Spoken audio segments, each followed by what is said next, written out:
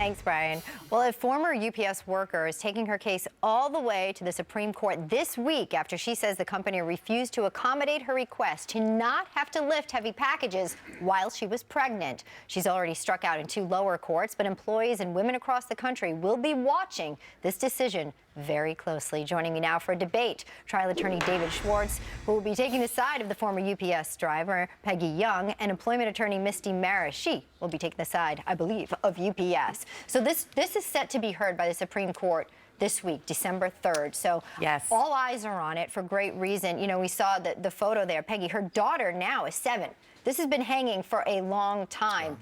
2 courts did not rule in her favor thus far. This is why we're looking at it now. Was there discrimination involved? David, you say? Absolute discrimination, because it's not only the ability to work that the Act looks at, it's the inability to work. And here, she was not treated like other employees who have an inability to work, who got modified duty. Those that fall off, you know, a tree or whatever, who are injured in the line of duty. So she should be treated the same as those employees. But according to the Civil Disabilities Act, right, the Employees with Disabilities, there was an amendment that changed. In 2006, was she covered, Misty? Well, it's two different aspects. First is the Pregnancy Discrimination Act, and under that, UPS was not only required to treat her the same as everybody else. There's no specific accommodation that has to be made for a pregnant woman.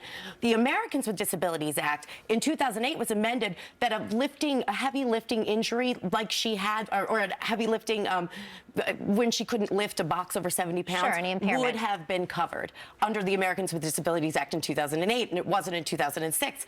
A pregnant woman is not subject to the Americans with Disabilities Act for the reason that she's just because she's pregnant. If there's some other condition at play, then she could be covered and have the benefits of that act. Interestingly enough, UPS has changed its policy. Their statement is this: UPS believed it was appropriate to update its workplace policies so that we can attract and retain the best workforce that we can. How will this play, David, if you have to say? I think the Supreme Court will certainly rule that there was discrimination on the part of UPS, and they're going to rule in her favor. Absolutely. In this case, she was discriminated against. You know, UPS was not, what they did was within the confines of the law. They did not violate the Pregnancy Discrimination Act. And to speak to their new policy, now there's a trend among the states to provide protections for women specifically relating to pregnancy. So states might require that a company give these employees accommodations. So for a company like UPS to have this blanket policy that works on a national level, this change